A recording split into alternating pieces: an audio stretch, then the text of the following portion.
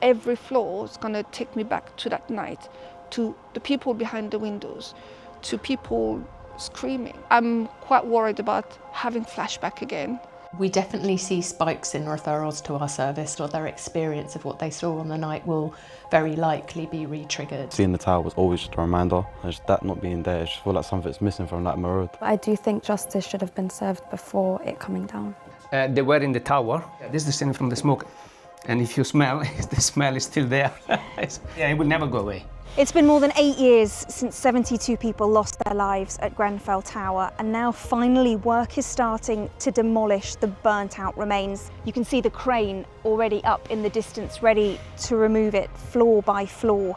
Now, I was here on the night of the disaster, and in the years since, I've spoken to many residents, bereaved and local people.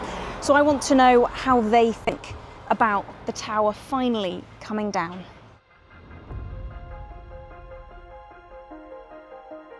I'm on my way to see Antonio Roncolato, who I first met weeks after the fire. Now, he lived at Grenfell Tower with his son Christopher.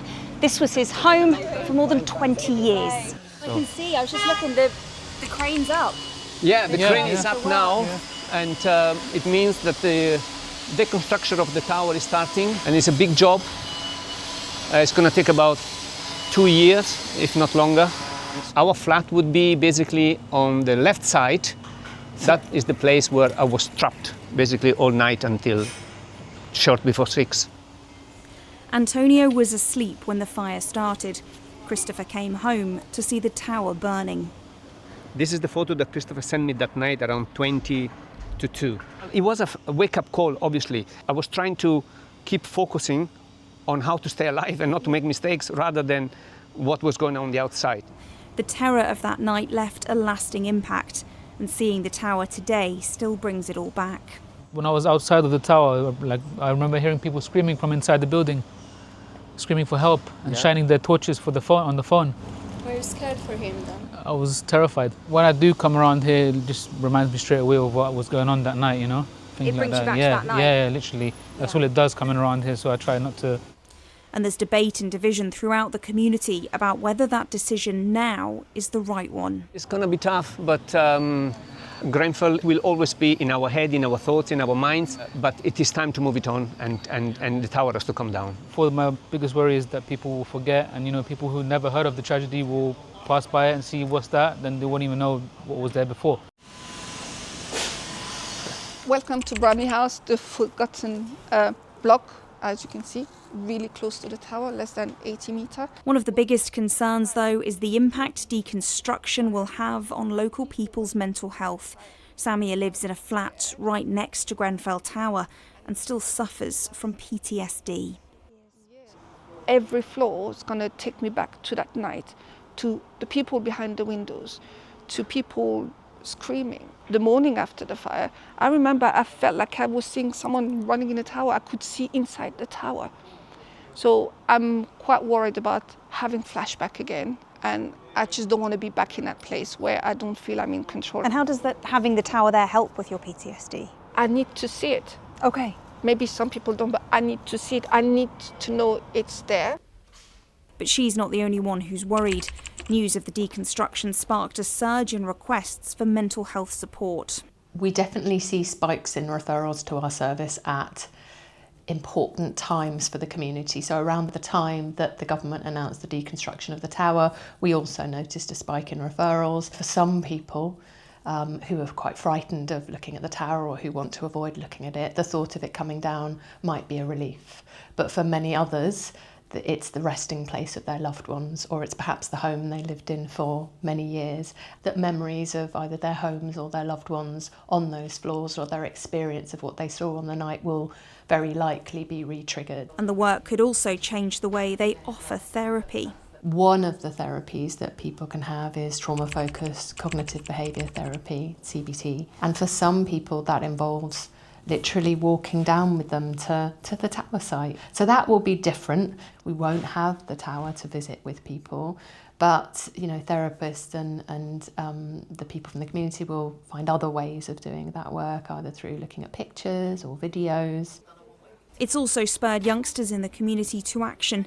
We met some of them at the Space, a wellbeing hub run and founded by Samia after the fire. So we're calling for a national youth-led inquiry to assess the mental health needs of children and young people following the deconstruction of the tower.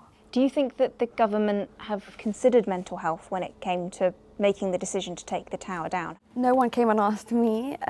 My peers, my co-workers, my friends, no one really was consulted about the decision or asked how we'd feel, so I would say no. I feel like it was just more of like a business decision. I do understand it can't stay standing forever, but I do think justice should have been served before it coming down. I'm against it going down, but I'm not happy with it, but I do understand it has to come down at one point.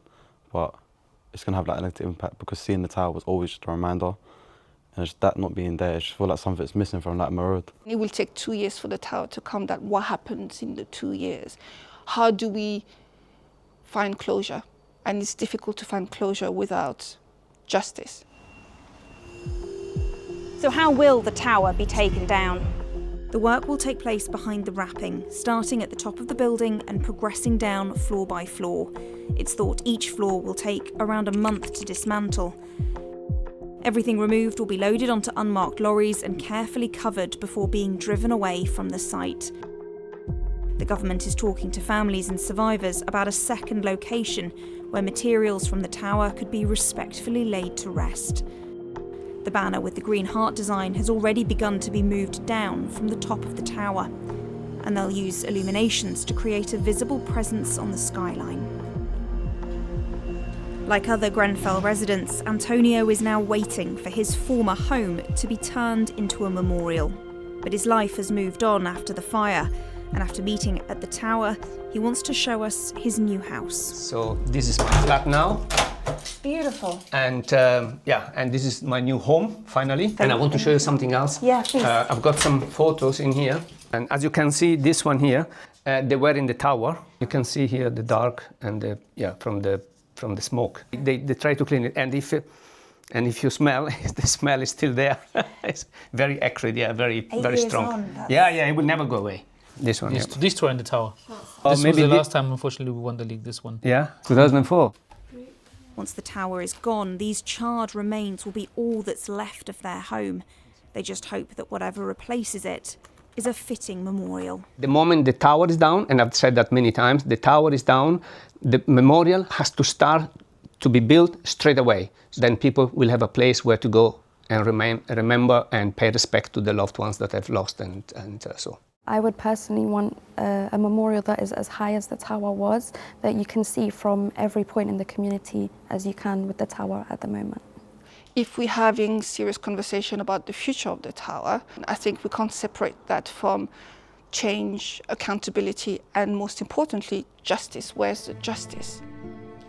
A Ministry of Housing spokesperson said, "We understand decisions on the tower's future are deeply personal to the community, especially bereaved families and survivors. The decision that Grenfell Tower will be carefully taken down was reached after listening carefully to the community, considering all views heard by the department and expert advice. We remain committed to ensuring what happened at Grenfell Tower is remembered and keeping the community's voice at the heart of our work so that what happened can never happen again."